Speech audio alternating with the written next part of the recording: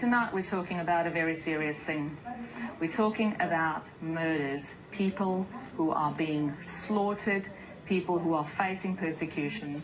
Let me start by giving you facts. In Australia, the murder rate is 2 out of 100,000 people. In South Africa, the murder rate per year is 34 out of 100,000. However, for the farmers in South Africa, the murder rate is 78 times the murder rate than we have in Australia. That is a shocking statistic. The white South African farmers are being persecuted and they are being murdered. But it's not just the way in that, it's just not just the fact that they are being murdered, but it's also the way in which they are brutally slaughtered.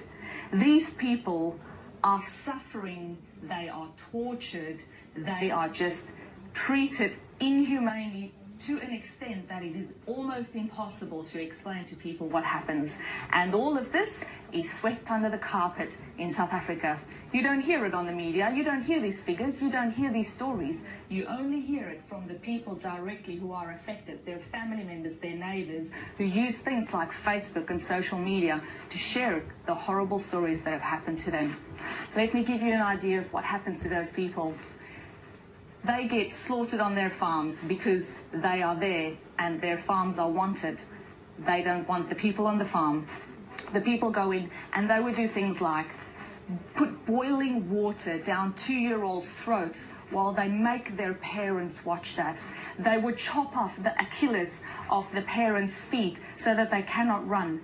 They would kill the people, they would cut them, they would slash them and make them drown in their own blood while they're watching their children being raped.